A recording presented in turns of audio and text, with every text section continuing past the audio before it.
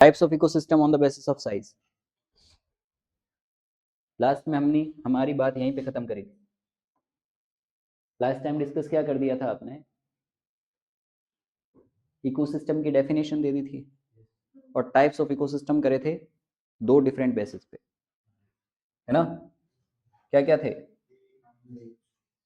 Types of ecosystem on the basis of nature and types of ecosystem on the basis of size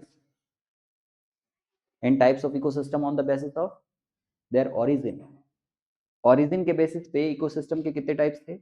दो। कौन कौन से? Natural and artificial. Natural जिनका formation nature के द्वारा किया गया, जैसे कि हमने क्या बताया था? फॉरेस्ट, ओशियन, रिवर, है ना, हिल्स, माउंटेन, ये सब का फॉर्मेशन नेचर ने करा, हमारा कोई रोल उसमें नहीं है। तो ऐसा इकोसिस्टम क्या था? Natural ecosystem. फिर हमने बात करी थी आर्टिफिशियल इकोसिस्टम की। आर्टिफिशियल इकोसिस्टम ऐसे इकोसिस्टम जिसको किसने प्रिपेयर करा है? ह्यूमन ने, है ना, which have prepared by human. ऐसे इकोसिस्टम को हमने कहा था आर्टिफिशियल इकोसिस्टम। एग्जांपल क्या दिए थे आर्टिफिशियल इकोसिस्टम के? कार कोई इकोसिस्टम नहीं है। एक्वेरियम, याद है? एक्वेरियम, फार्म, है ना, कोई लेक आपने बना रखी है, जू, इनको आप क्या कहोगे? हाँ, ग्रीन हाउस कह सकते हो, है ना।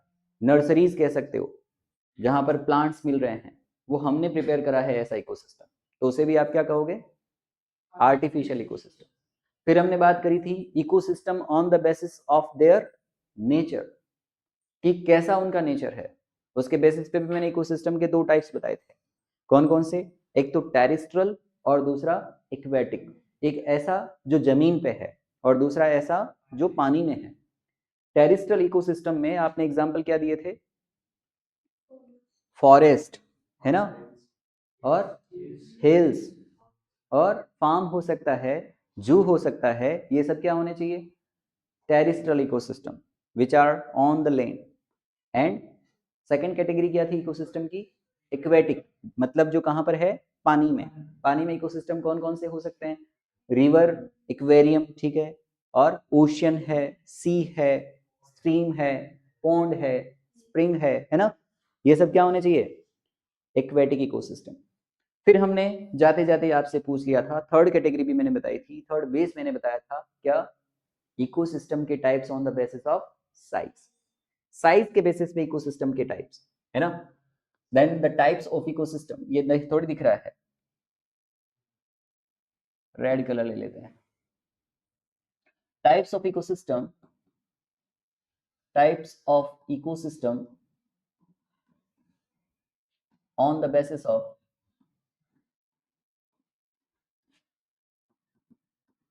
साइज।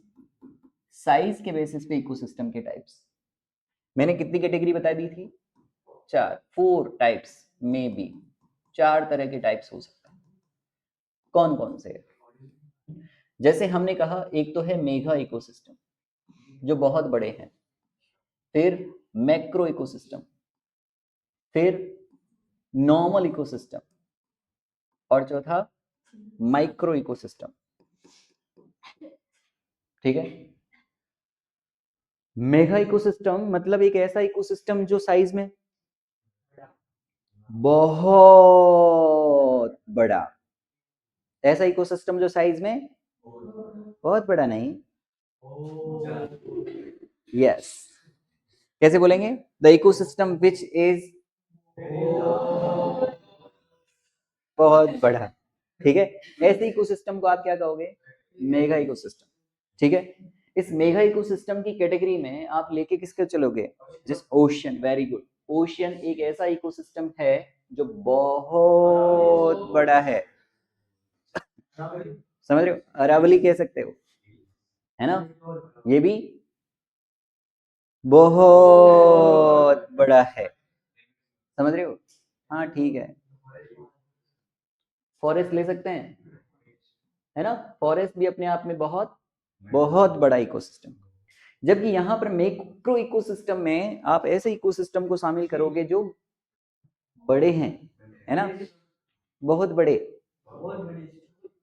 वो तो बहुत बड़े थे ना, तो ये बहुत बड़े हैं, तो इसमें वो लंबा वाला नहीं आएगा, थोड़ा छोटा आएगा, राइट। या फिर आप कह सकते हो कि हाँ जो साइज में बड़े इकोसिस्टम है, जैसे क्या लिख सकते हो आप यहाँ पे, लेक हो सकता है, ठीक है, हाँ वो लेक ही होता है बेटा। फिर पॉन्ड कह सकते हो, फार्म कह सकते हो, फार्म कोई खेत है, ठीक है, हैं? सी नहीं, वो तो बड़ा इकोसिस्टम। माउंटेन, एक माउंटेन रखना पड़ेगा, है ना, माउंटेन्स बोलते ही तो फिर वो बहुत बड़े इकोसिस्टम में चलता है, ठीक है। फिर आप नॉर्मल इकोसिस्टम की बात करो, क्या ह्यूमन एक इकोसिस्टम है? ठीक है, क्या एक ट्री एक इकोसिस्टम है? क्या आप ट्री को इकोसिस्टम साबित कर सकते हो? Whenever we are saying some example, then we are giving the limits कि आपको इससे बाहर नहीं जाना। That means when I have told about the ocean, then आपको ओशन के बाहर कदम ही नहीं रखना, दैट इज द लिमिट। अब ओशन को इकोसिस्टम साबित कैसे करो? तो इकोसिस्टम कहलवाने के लिए 3 कंडीशन जरूरी है। वहां पर पहली बात, बायोटिक कंपोनेंट होने चाहिए। दूसरी बात, उनके पास अबायोटिक कंपोनेंट होने चाहिए। और तीसरी बात, उनके बीच में कुछ ना कुछ चल रहा होना चाहिए। बात समझ रहे हो? These 3 compulsory conditions are there to say that it is an ecosystem. बात समझ में आई? पहला क्या, उसके पास बायोटिक कंपोनेंट होना चाहिए, दूसरा उसके पास अबायोटिक कंपोनेंट होना चाहिए, और तीसरा सबसे वेरी इंपॉर्टेंट फैक्टर कि उनके बीच में कोई ना कोई तरह का इंटरेक्शन होना चाहिए। यदि उनके बीच में इंटरेक्शन है, इसका मतलब वो एक दूसरे पे डिपेंड है और एक दूसरे को इफेक्ट कर रहे हैं। ऐसा इकोसिस्टम इकोसिस्टम कहलाएगा, ऐसा सिस्टम इकोसिस्टम कहलाएगा। बात समझ रहे हो क्या? तो यहां पर ओशन में आप खोजो कि कौन से ऐसे एग्जाम्पल हैं जो लिविंग के हो सकते हैं। देन इन ओशन, मैं कुछ नाम बता रहा हूं, आपको ये पता करना है कि वो लिविंग है या नॉन लिविंग है। कर सकते हैं, जैसे मैं कह रहा हूं ओशन में फाइटोप्लैंक्टन। फाइटोप्लैंक्टन ऐसे प्लांट जो वाटर की सरफेस पे फ्रीली फ्लोट करते हैं, क्या कहेंगे उनको? लिविंग। जू प्लैंक्टन ऐसे एनिमल्स जो वाटर सरफेस पे फ्रीली फ्लोट करते हैं, living. Insect, small fishes, large fishes, water, temperature, air, minerals, soil. भाटा, ओशन में सॉइल, मतलब ओशन में भी सॉइल। और भाटा सॉइल। तो आपने डिफरेंट कर लिया कि वहां पर लिविंग भी है और नॉन लिविंग। अब मुझे बताओ कि क्या वो एक दूसरे पे डिपेंड है, एक दूसरे पे अपना इफेक्ट डाल रहे हैं? तो ओशन एक इकोसिस्टम हो सकता है, और ओशन एक इकोसिस्टम कैसा है? बहुत सही है क्या? तो साइज के बेसिस पे ओशन सबसे बड़ा इकोसिस्टम हो गया, द मेगा इकोसिस्टम। ठीक है, बर्ड्स हो रहे मेगा, मेगा वाला मेगा नहीं, मेगा मतलब 10⁻⁶ वाला मेगा। बोलो ओके। फिर चलते हैं आप मैक्रो इकोसिस्टम पे। अब आप इनमें से साबित करो, जैसे फार्म एक बहुत बड़ा इकोसिस्टम तो नहीं, लेकिन बड़ा इकोसिस्टम तो हो सकता है। फार्म का मतलब खेत, है ना? खेत एक इकोसिस्टम है क्या? साबित करने के लिए क्या करना पड़ेगा? आपको ढूंढना पड़ेगा वहां पे कोई लिविंग फैक्टर है, कोई नॉन लिविंग कंपोनेंट है, और दोनों एक दूसरे पे इंटरडिपेंडेंट है। ठीक है क्या? ऐसे ही आपको साबित करना है कि ह्यूमन भी एक इकोसिस्टम है, ट्री भी एक इकोसिस्टम है। जब आपको कोई इकोसिस्टम एग्जांपल दिया जा रहा है तो आपको उससे बाहर नहीं जाना। मतलब ट्री एक इकोसिस्टम है तो ट्री से नीचे नहीं उतरना है, पेड़ पे रहना है। कोई भी एग्जांपल ऐसा लो जो पेड़ पे ही हो, मतलब ट्री खुद क्या है? हाँ, बायोटिक। ट्री पर रहने वाली स्पैरो, ट्री पे चलने वाली चींटी, स्पैरो पे डिपेंड कोई पैरासाइट, ट्री पे कोई सांप चला गया ऊपर, कोई गिलहरी ऊपर फुदक रही है, गिरगिट चला गया, क्या होने चाहिए? सभी लिविंग। ट्री जिस जमीन पे खड़ा है वो लैंड अब्जॉर्प्शन कर रहा है, जो वाटर गैसेस एक्सचेंज में यूज कर रहा है ऑक्सीजन या कार्बन डाइऑक्साइड? एयर। क्या है? अबायोटिक। टेम्परेचर क्या है? अबायोटिक। Light abiotic. क्या यहाँ पर बायोटिक और अबायोटिक दोनों तरह के कंपोनेंट मौजूद है? क्या वो दोनों एक दूसरे पे डिपेंड है? क्या उन दोनों के बीच में कुछ ना कुछ चल रहा है? यदि ऐसा है तो क्या उसे आप इकोसिस्टम कह सकते हैं? Then tree may be an ecosystem. Yes और नो? लेकिन पेड़ को देख के आप फील करोगे क्या कि शायद इकोसिस्टम नॉर्मल साइज का होता है? सही कि नहीं? क्या ह्यूमन एक इकोसिस्टम हो सकता है? बोलो। ह्यूमन इकोसिस्टम है इसका मतलब आपको ह्यूमन से बाहर नहीं जाना। यस और नो? जैसे हम लेते हैं एग्जांपल देवांशु का। क्या देवांशु एक इकोसिस्टम है? यस। कैसे? देवांशु खुद क्या? हाँ, लिविंग। आप लिविंग नॉन लिविंग बताएं, एक यूनिफॉर्म आंसर आए। नहीं, देवांशु खुद क्या? देवांशु की इंटेस्टाइन में एस्केरिस क्या? एस्केरिस तो राउंड वर्म होता है गधेड़ों। Round worm. 9th class. Okay, very good. अच्छा, कोई बात नहीं, मैं ऐसे एग्जांपल लूं जो आपने सुन रखे हैं देवांशु के सिर में जू इश्चीरिया कोलाई नाम का बैक्टीरिया। देवांशु के दांतों में एंटामीवा जिंजीवेलिस। अभी अभी मॉस्किटो ने बाइट किया और इंट्रोड्यूस करवा दिया प्लाज्मोडियम। लिविंग। प्लाज्मोडियम तो एक प्रोटोजोन है, मलेरिया डिजीज कॉज करता है। देवांशु ने पानी पिया, जमीन पे चल रहा है, टेम्परेचर पे डिपेंड है, लाइट पे डिपेंड है, एयर पे डिपेंड है। क्या यहाँ पर देवांशु एक बायोटिक? और देवांशु के अंदर भी कई सारे बायोटिक कंपोनेंट, देवांशु के अंदर कई सारे अबायोटिक कंपोनेंट, और उन दोनों के बीच में चल रहा है, तो इसका मतलब देवांशु भी एक इकोसिस्टम है। लेकिन साइज के बिहाफ पे बात करेंगे तो देवांशु कैसा इकोसिस्टम है? ठीक है, माइक्रो इकोसिस्टम तो नहीं कह सकते, लेकिन एक नॉर्मल साइज का इकोसिस्टम कहा जा सकता है। यस और नो? यदि मैंने एग्जांपल देवांशु की बजाय गुंजन लिया होता, बाद में मिल लेना बेटा, मैंने कुछ ना बोला है ना? तू तो, तेरे को क्या करना है, सिर्फ ऊपर बैठना है, बाकी काम अपने आप हो जाएगा। है बेटा? खाना वाना तो खा के आया ना? नहीं तो पता चले निकलेगा क्या बाहर। है? ठीक है, ओके। अब हमें बात करनी है माइक्रो इकोसिस्टम की। ओके, क्या कोई इंसेक्ट एक इकोसिस्टम हो सकता है? अच्छा, मुझे बताओ, अ सिंगल वाटर ड्रॉपलेट, पानी की एक छोटी सी बूंद, बूंद का भी कई सौ गुना छोटा हिस्सा कहलाता है ड्रॉपलेट। ड्रॉप का कई सौ गुना छोटा हिस्सा क्या कहलाता है? ड्रॉपलेट। क्या वो एक इकोसिस्टम हो सकता है ना? एक बूंद पानी की, उसका कई सौ गुना छोटा हिस्सा, क्या वो एक इकोसिस्टम हो सकता है? हाँ। कैसे? यस। उस पानी की छोटी सी बूंद में पाया जाने वाला अमीबा, अमीबा लिविंग के non living? Paramecium, Euglena, Chlamydomonas, spirogyra, Ulothrix, planaria, कितने सारे लिविंग हो सकते हैं। और पानी की बूंद खुद क्या है? पानी की बूंद नॉन लिविंग, डिपेंड कर रही है कहीं ना कहीं temperature, air, water, light, minerals. क्या यहाँ पर भी बायोटिक और एबायोटिक दोनों तरह के कंपोनेंट मौजूद है? क्या वो दोनों एक दूसरे पे डिपेंड है? क्या दोनों एक दूसरे पे अपना इफेक्ट डाल रहे हैं? तो क्या पानी की छोटी सी छोटी बूंद भी एक इकोसिस्टम हो सकती है?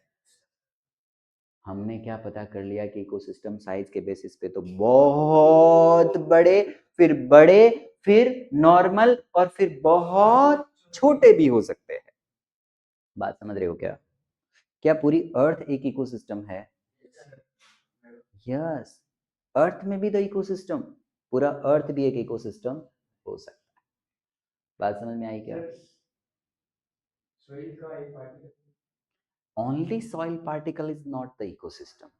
लेकिन यदि आप कहते हो कि उस सॉइल पार्टिकल्स में कई सारे लिविंग कंपोनेंट है, then it may be ecosystem. हाँ, तो सॉइल पार्टिकल के अंदर नहीं होंगे, के ऊपर हो सकते हैं, है ना, चिपके हुए हो सकते हैं। बिल्कुल है लिविंग, भाटा तो बिल्कुल इकोसिस्टम ही है ना। ओके, नेक्स्ट बात करते हैं। अब इकोसिस्टम में जो बायोटिक कंपोनेंट थे, आदर्श कोई जरूरी नहीं है बेटा, है ना, कि पढ़े तो क्लास में अटेम्प हुए, है ना। इट इज नॉट नेसेसरी कि तेरे को कंपलसरी ये क्लास में बैठना ही बैठना है। If you are not comfortable then you can go, नहीं तो कुछ ज्यादा ही ठीक है। और ये बात मुझे चुभती है ना कि कोई बच्चा इतना ज्यादा ठीक कैसे हो सकता है मेरी क्लास में, हाँ, इतना कंफर्ट भी थोड़ी होना है। ओके, समझा नहीं तो व्हाट आई वांट टू से। ओके, अब हम बात कर रहे हैं इकोसिस्टम में पाए जाने वाले बायोटिक कंपोनेंट्स के बारे में। जो इकोसिस्टम के बायोटिक कंपोनेंट है, उन बायोटिक कंपोनेंट को 4 कैटेगरी में कैटेगराइज कर दिया गया। 4 categories of the biotic components are there. First is producer, क्या है? Second, consumer. Third, decomposer. And fourth, transformer. Then there are 4 categories of biotic components, as well as different kind of abiotic components may be there, like water, like temperature, like soil, like air, like minerals. बोलो, तो वो abiotic हो सकते हैं। But first of all we have to learn about the biotic factor. Abiotic factor के बारे में कुछ ज्यादा डिस्कशन यहाँ पे करा हुआ नहीं है, हालांकि आपकी एनसीईआरटी ने इनको भी डिफरेंट फॉर्म में कैटेगराइज नहीं किया है बायोटिक कंपोनेंट की। बायोटिक कंपोनेंट में हमने 4 कैटेगरी में कैटेगराइज कर दिया। कौन कौन से हैं? प्रोड्यूसर, कंज्यूमर, डीकंपोजर और ट्रांसफर। यदि इन्हें समझना है तो इन्हें समझने का सबसे बेस्ट एग्जांपल होता है फूड चेन। क्या होता है?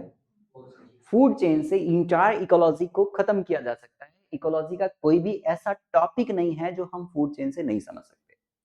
तो हमें सबसे पहले बात कर लेनी चाहिए किसके बारे में? फूड चेन के बारे में, कि हम समझ लें कि फूड चेन होती क्या है। तो किसे कहेंगे फूड चेन? बहुत आसान है कि लिविंग ऑर्गेनिज्म, यहां पर बहुत सोच समझ की बात बोली गई है कि लिविंग ऑर्गेनिज्म एक दूसरे पर डिपेंड होते हैं to take nutrition, and they arrange in a chain like manner in which one organism will eat the other organism and will be eaten by the another organism. एक ऐसा arrangement जिसमें living organism एक दूसरे पे depend होते हैं, वो nutrition purpose के लिए किसी को खाते हैं या किसी के द्वारा खाए जाते हैं। या तो वो किसी को खुद खाएगा या फिर वो किसी के द्वारा खाया जाएगा। एक ऐसा अरेंजमेंट ही कहलाता है फूड चेन। बात समझ में आई क्या? जैसे मैं यहां पर कोई एग्जांपल लूं, यहां पर हमने कोई एग्जांपल लिया, एग्जांपल की फॉर्म में समझ लीजिए मेरे पास यहां पर कोई प्लांट्स है। क्या है? प्लांट्स है। इन प्लांट को खाने वाला कौन है? रैबिट। सपोज कोई रैबिट है जो प्लांट को खाता है, और ऐसे ही रैबिट डॉग के द्वारा खा लिया जाएगा, और डॉग जो है वो खा लिया जाएगा सपोज किसी लायन के द्वारा। ठीक है क्या? तो यहां पर प्रेजेंट जितने भी सारे कंपोनेंट है वो सभी बायोटिक कंपोनेंट है। प्लांट एक लिविंग है, रैबिट एक लिविंग है, डॉग लिविंग है और लायन भी लिविंग है।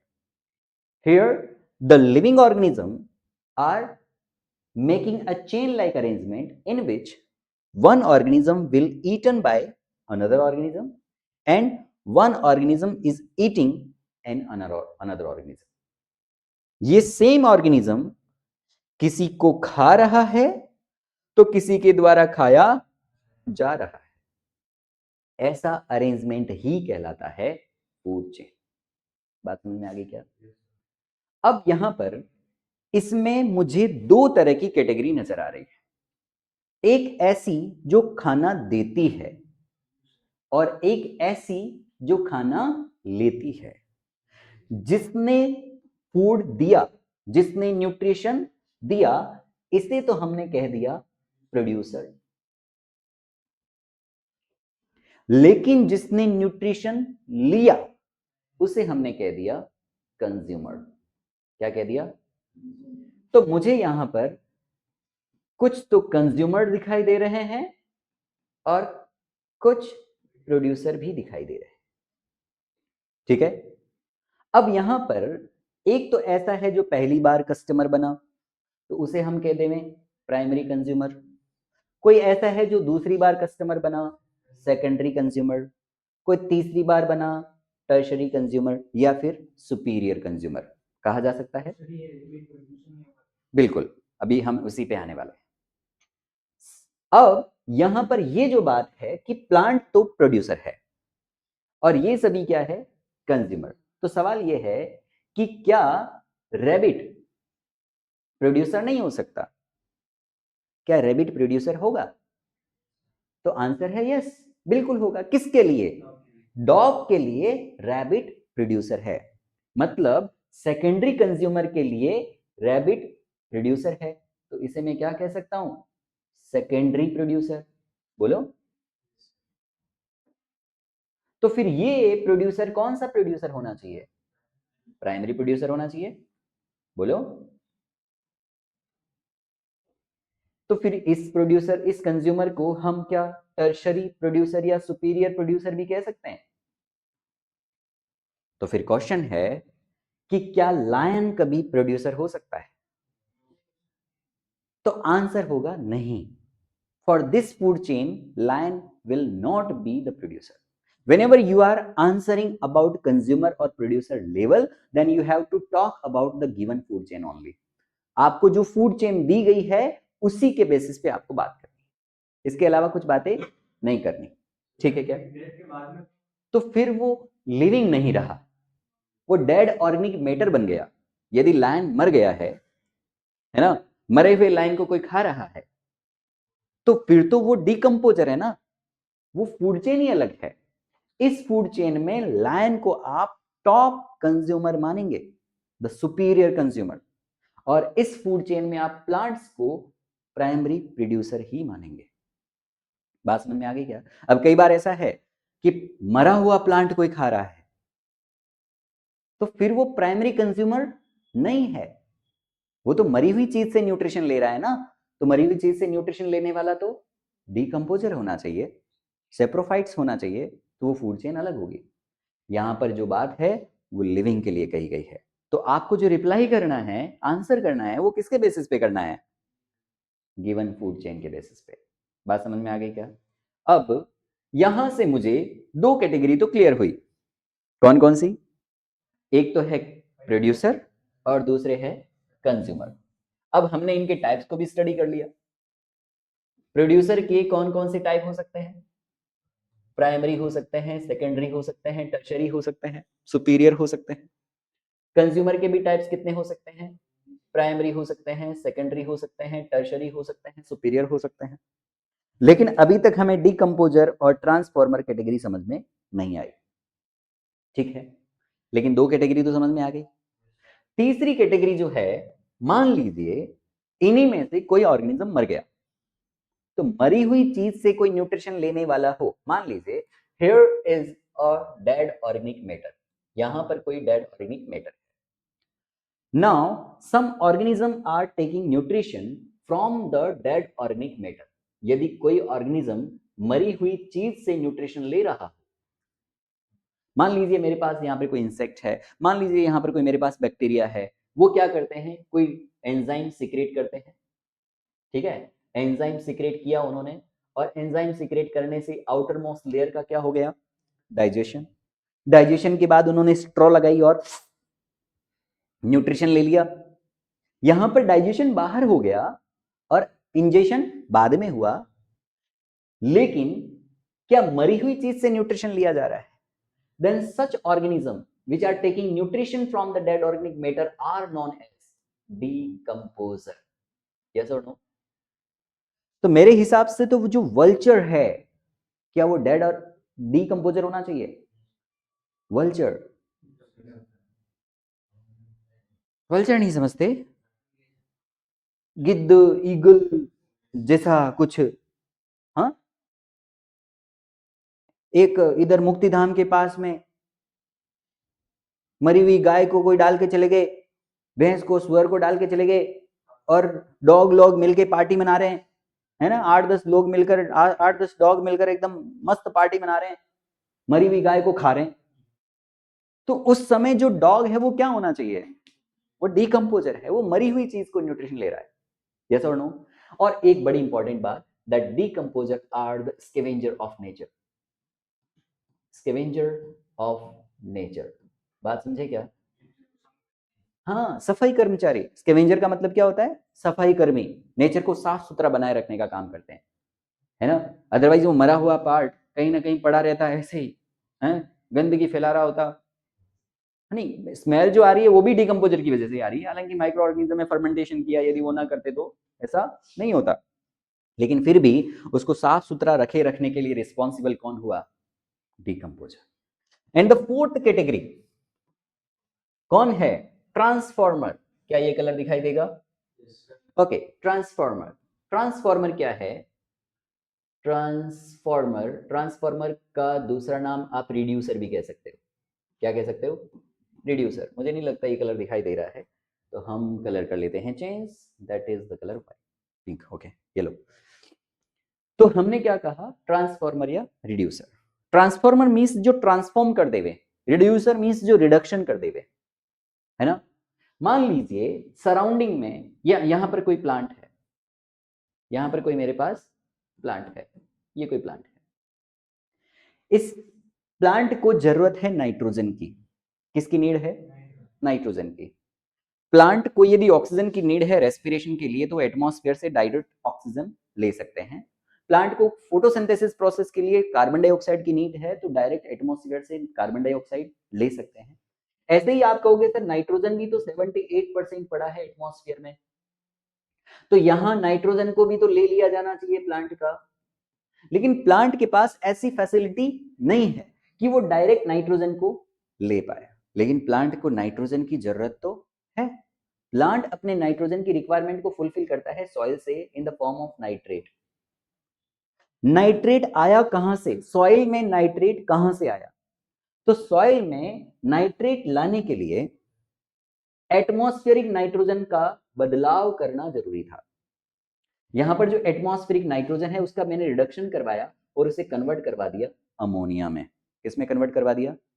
और ये अमोनिया कन्वर्ट हुआ नाइट्राइट में, और नाइट्राइट जो है वो कन्वर्ट हो गया नाइट्रेट में।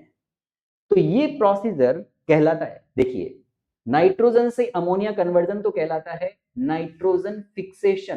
क्या कहलाता है? Nitrogen fixation. ऐसे ही अमोनिया से नाइट्राइट या फिर नाइट्रेट बनने का प्रोसीजर, नाइट्राइट या नाइट्रेट, नाइट्रेट बनने का जो प्रोसीजर है वो कहलाता है नाइट्रिफिकेशन। नाइट्रिफिकेशन। अब चाहे नाइट्रोजन फिक्सेशन की बात करो या नाइट्रिफिकेशन की बात करो, यहां पर कोई ना कोई बैक्टीरिया जिम्मेदार है। नाइट्रोजन फिक्सेशन करवाने के लिए रिस्पॉन्सिबल बैक्टीरिया का नाम जैसे आपने कहा है राइजोबियम। क्या नाम कहा है? राइजोबियम। यहां पर आपने नाइट्रोबैक्टर, है ना, नाइट्रोबैक्टर, नाइट्रोसोमोनास, ये कुछ बैक्टीरिया है, नाइट्रोसोमोनास। ये बैक्टीरिया अमोनिया को नाइट्रेट या नाइट्राइट में कन्वर्ट करवा देते हैं। तो आपने क्या देखा कि एक चीज एक से दूसरे में ट्रांसफॉर्म हो गई। किसने करवाई? किसी लिविंग में, तो नाम दिया ट्रांसफॉर्मर। और यहां देखो, अमोनिया, नाइट्रोजन का आपने क्या किया? हाइड्रोजन जोड़ा है तब जाके अमोनिया बनाया ना, तो ये प्रोसीजर रिडक्शन है, इसलिए इस प्रोसेस को आप रिड्यूसर भी कह सकते हैं। प्रोसेस को नहीं, उस ऑर्गेनिज्म को जिसने ये काम करवाया उसे आप रिड्यूसर भी कह सकते हैं। तो आपने 4 तरह की कैटेगरी देख ली। किसकी? बायोटिक कंपोनेंट की। कौन कौन सी? प्रोड्यूसर, कंज्यूमर, डीकंपोजर और ट्रांसफर। अगला जो टॉपिक होगा हमारा, it will be food chain, ठीक है, जो कि हम देखेंगे नेक्स्ट टर्म पे। तो आज के लिए इतना रखेंगे, बाकी बातें करेंगे नेक्स्ट सन पे। तब तक के लिए टाटा। कल मैं क्लास रखूंगा।